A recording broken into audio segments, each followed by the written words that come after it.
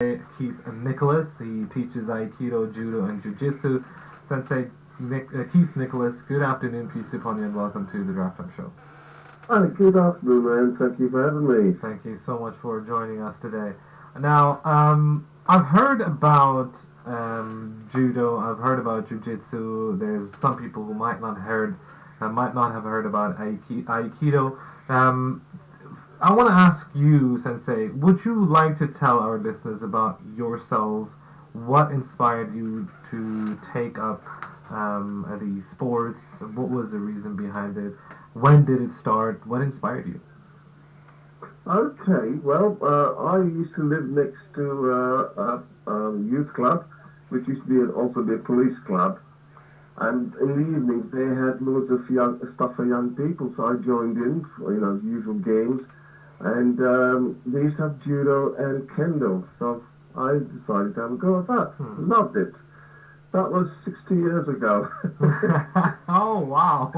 And I stayed in that club for 55 years. I was a senior youth worker there, promoting the martial arts as a community activity. I used to teach in other places as well, in schools and colleges, local schools, and other youth clubs as well as youth centres. I think there was a need for people to do something constructive rather than just, kicking the ball around. Yeah. Now, I want to ask you something, and I have my own views about this as well, having spoken about this topic in regards to another subject.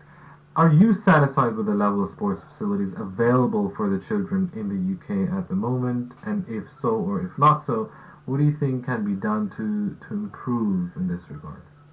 Yeah, okay. Well, I feel strongly about this as well. I do believe there is a lack of sporting activities for young people.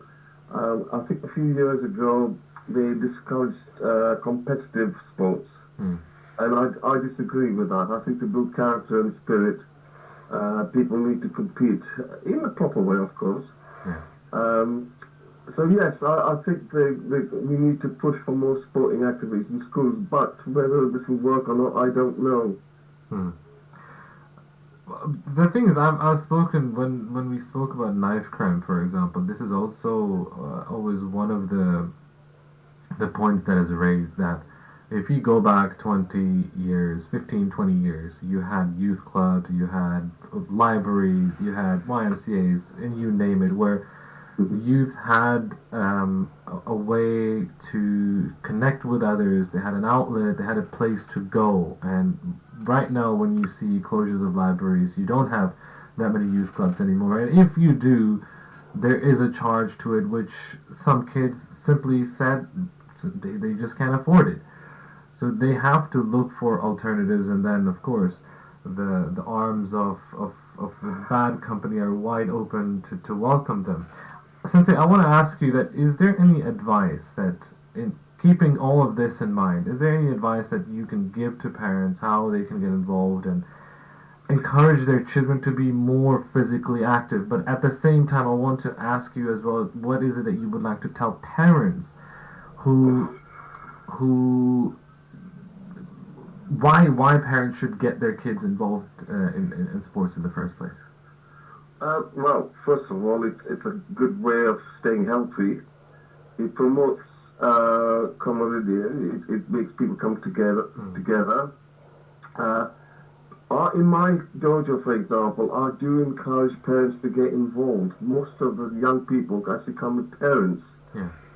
So I try, and the children are treated as adults or small people. So the idea is for young people to respect the older generation as well as the older person to respect the young people. So I think the only way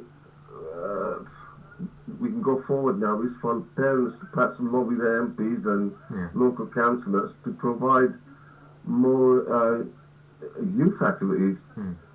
And one thing you mentioned earlier on about years ago there was a token payment, but if someone couldn't afford it, they were allowed in it.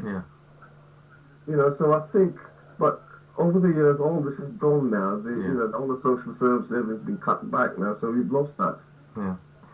Well, when you talk about, for example, your dojo? What's a good age to get started with kids for parents? I mean, what age are we looking at? So 4, 5, Right. 6, 7. Because of the nature of what I do, I teach mainly Aikido, and earlier on you said perhaps I should give an explanation of Aikido. But Aikido is kind of very, how do I put it, sophisticated. Sure. There's no competition, there's no fighting. It's all about learning to be yourself. Now the techniques of Aikido are soft techniques. So the main thing is to teach people how to move and gain confidence. Now, the age group I try to encourage is around about, actually, I've got a young girl of, I think, 8 who comes. Okay.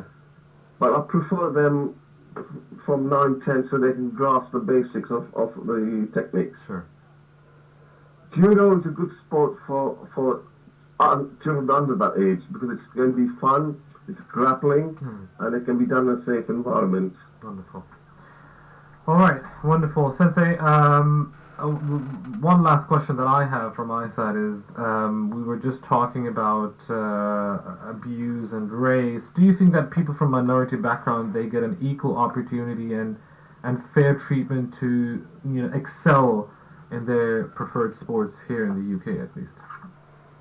Well, I've heard a lot of complaints in the media about this sort of thing, but to be honest with you, I think it's just general lack of sporting availability. If they had more active sports, then I think more people from all backgrounds can get involved. So I don't think it's, particularly minority groups are being left out, to be honest. Okay. Well, thank you very much for your time, Sensei Keith Nicholas, who teaches Aikido, Judo, and Jiu-Jitsu. Thank you very much for your time, sir. Great to talk to you. Thank you very much. 0208 687 7878